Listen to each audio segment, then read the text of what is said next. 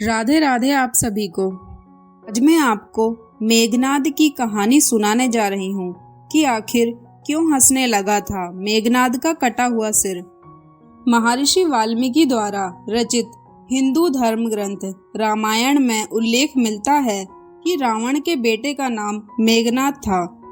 उसका एक नाम इंद्रजीत भी था। दोनों नाम उसकी बहादुरी के लिए दिए गए थे। दरअसल मेघनाद इंद्र पर जीत हासिल करने के बाद इंद्रजीत कहलाया और मेघनाद का मेघनाद नाम मेघों की आड़ में युद्ध करने के कारण पड़ा। वह एक वीर राक्षस योद्धा था। मेघनाद श्री राम और लक्ष्मण को मारना चाहता था। एक युद्ध के दौरान उसने सारे प्रयत्न किए लेकिन वह विफल रहा।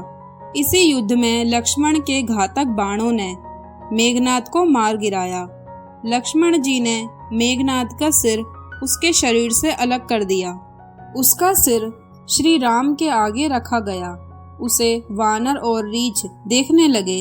तब श्री राम ने कहा, इसके सिर को संभाल कर रखो। दरअसल श्री राम मेघनाद की मृत्यु की सूचना मेघनाद की पत्नी सुलोचना को देना चाहते थे। उन्होंने मेघनाद की एक भुजा को बाण के द्वारा मेघनाद के महल में पहुंचा दिया। वह भुजा जब मेघनाद की पत्नी सुलोचना ने देखी तो उसे विश्वास नहीं हुआ कि उसके पति की मृत्यु हो चुकी है। उसने भुजा से कहा, अगर तुम वास्तव में मेघनाद की भुजा हो तो मेरी दुविधा को लिखकर दूर करो।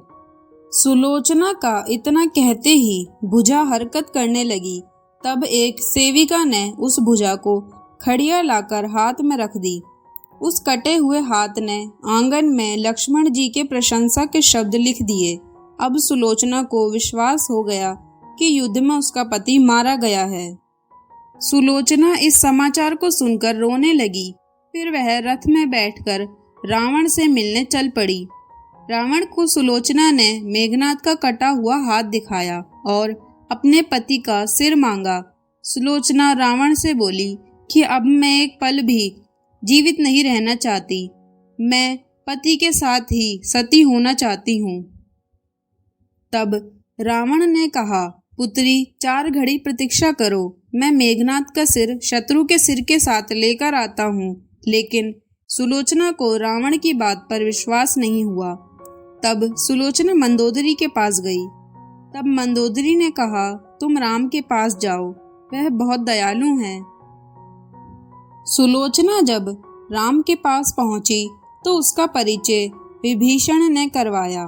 सुलोचना ने राम से कहा, हे राम, मैं आपकी शरण में आई हूँ। मेरे पति का सिर मुझे लौटा दें ताकि मैं सती हो सकूं। राम सुलोचना की दशा देखकर दुखी हो गए। उन्होंने कहा कि मैं तुम्हारे पति को अभी जीवित कर देता हूँ। इस बीच उसने अपनी आप बीती भी सुनाई।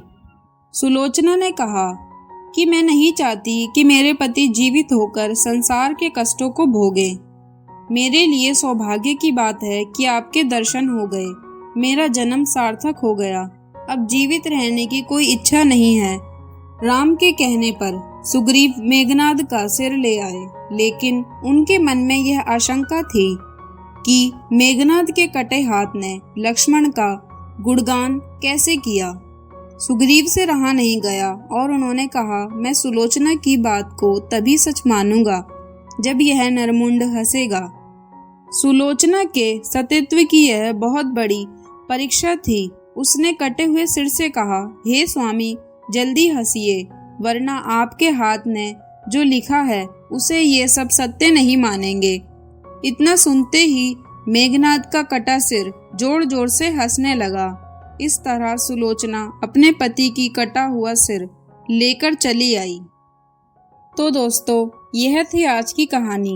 कैसी लगी आप सभी को हमें कमेंट कर ज़रूर बताएं। और इसी तरह की कहानियाँ सुनने के लिए हमारे चैनल को लाइक एंड सब्सक्राइब ज़रूर करें। राधे राधे।